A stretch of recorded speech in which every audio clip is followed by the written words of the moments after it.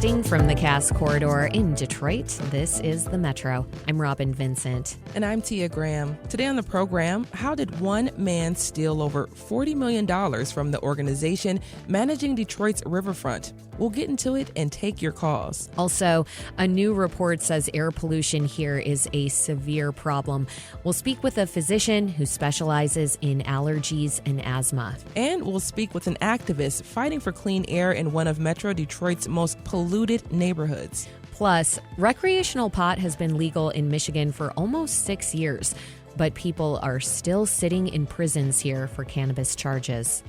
But first, President Donald Trump made a visit to Macomb County yesterday to talk about his first 100 days in office, and WDET's Alex McLennan was covering the visit and joins us now in studio. Alex, hello. Hello, Tia. How are you? Doing pretty well, can't complain. But what happened yesterday? You were out and about. Beautiful weather, but you were out and about. Well, beautiful weather. I would like to start by telling you a joke because I'm very tired, but I'm too tired for jokes. So, I was up all night. The president made a couple of stops in Macomb County yesterday. We'll start with the place I was at, which was Macomb Community College in Warren. When you're covering the president, you get locked in for hours while they do a Secret Service sweep, so you can't really follow them everywhere. I've tried to do that before. It's difficult. According to the White House, the visit for Trump was to mark his first 100 days in office.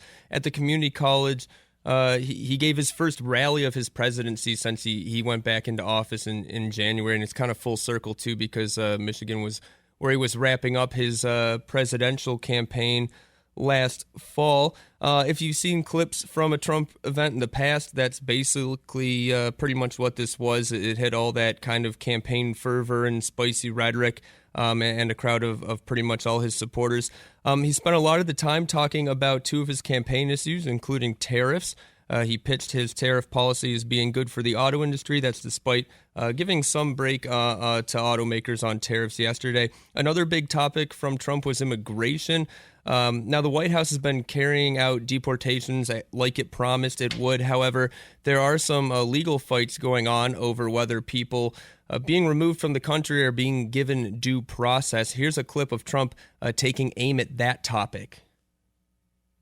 And also, we cannot allow a handful of communist radical left judges to obstruct the enforcement of our laws and assume the duties that belong solely to the President of the United States.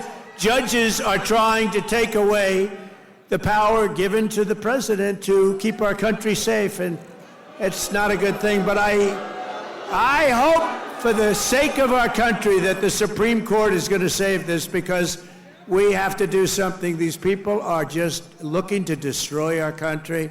Nothing will stop me in the mission to keep America safe again. It's very simple. Keep America safe again.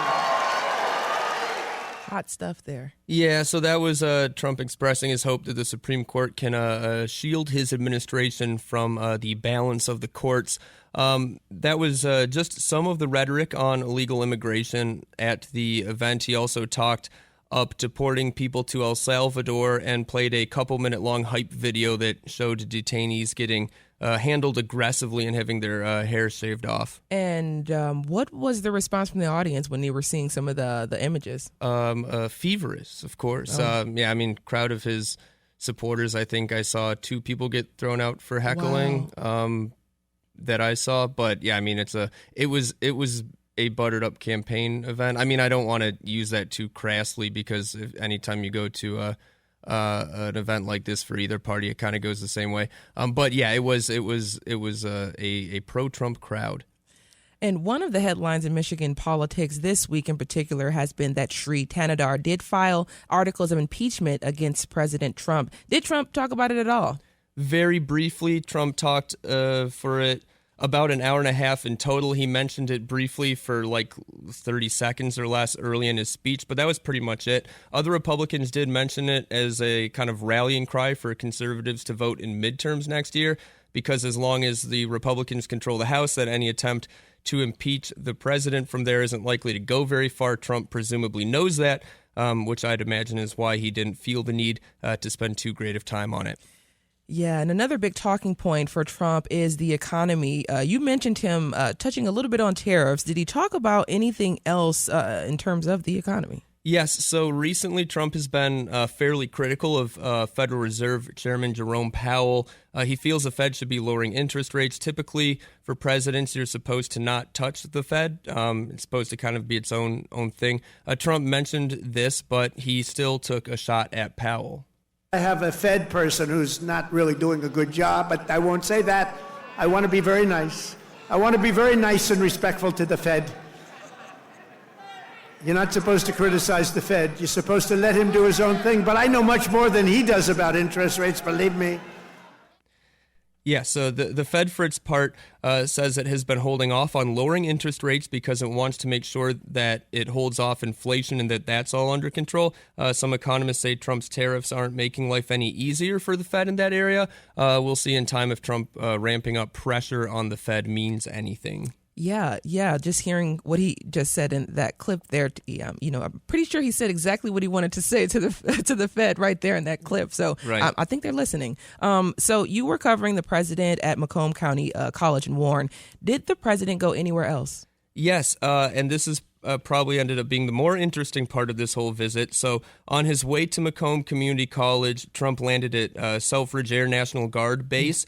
The big news there is that the president was announcing that Selfridge will be getting a fleet of brand new military planes. They will be the latest model of F-15. Selfridge has been after new planes for a while. They currently have a fleet of A-10 Thunderbolt II Warthogs. A little boy with a poster on his wall might know that plane better. It's just a Warthog.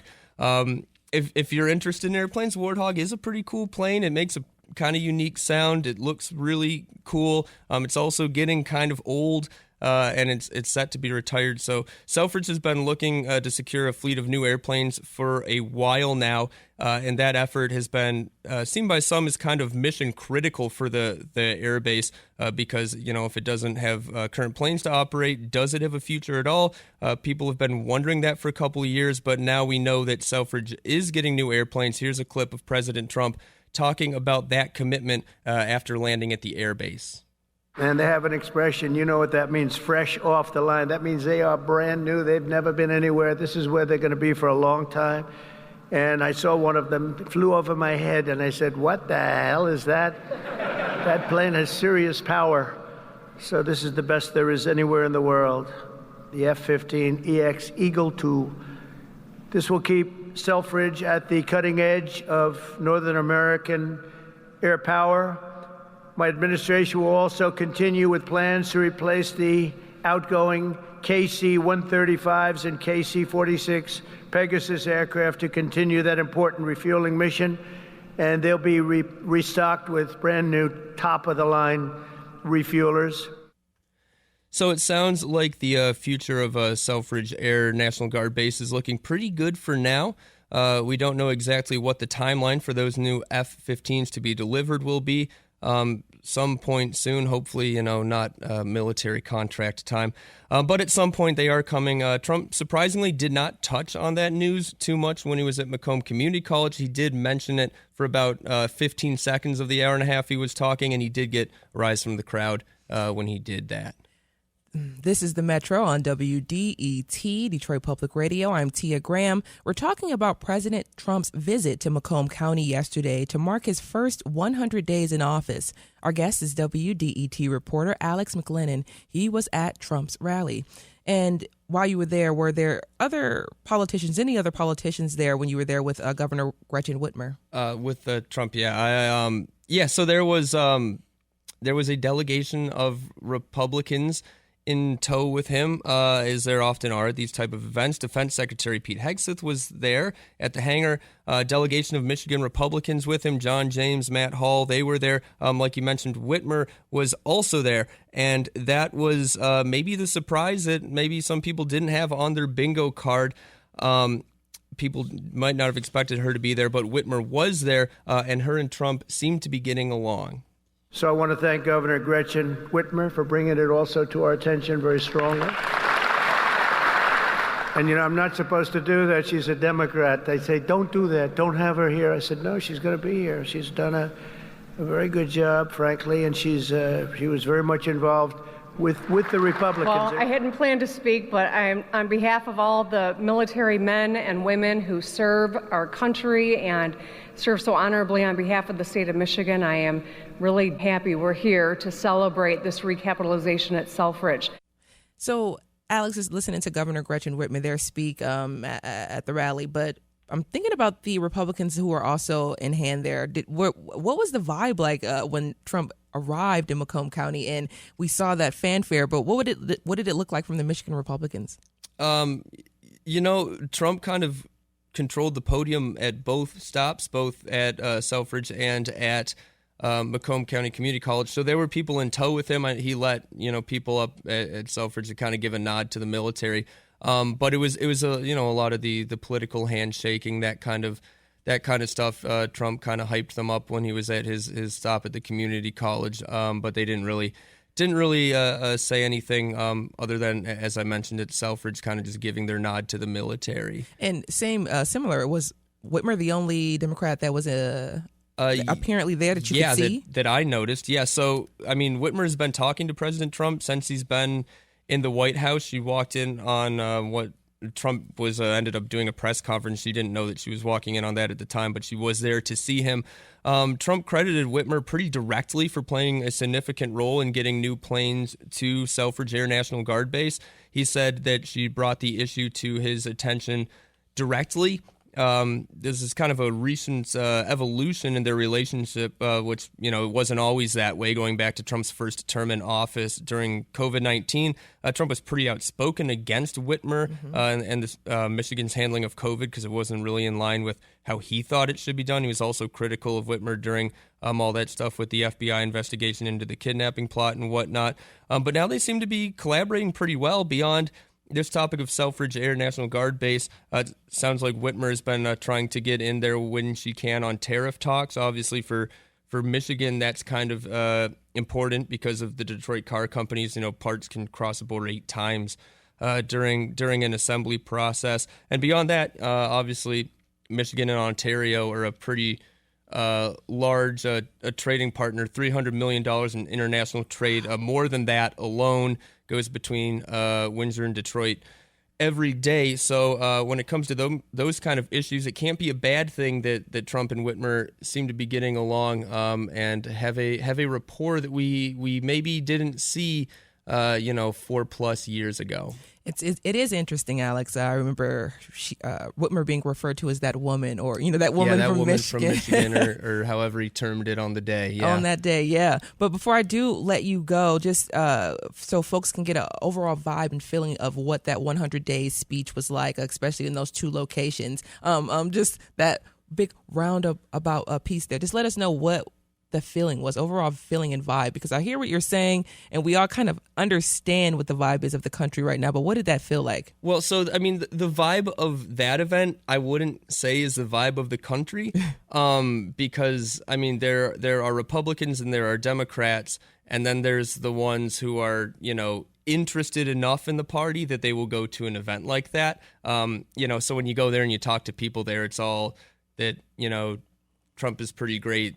Obviously there is a lot of Republican support for Trump. The demographic that you will see at those events isn't, I don't want to, be Unitarian about this, but it isn't the most moderate Republican group. So it is definitely a portion of the country. I don't know how big of a portion, and I would hate to get a feel for it off of, a kind of rally stop alone. But it was animated. It was not as full as a pre-election campaign event, even if they get mad at you for saying that, because pre-election campaign events would wrap all the way around the media pen. There were some open chairs in front of the media pen, and it was a bit of a small room. But it isn't election season, so that's probably to be expected. But it was definitely a fervent crowd and a lot of support for the president within that room of his supporters. Alex McLennan is a reporter in WDET's newsroom. Alex, as always, thank you so much for bringing us the information you've been reporting on recently. Anytime, Tia. And you look great in the Tigers gear, too. That's because it was clean this morning.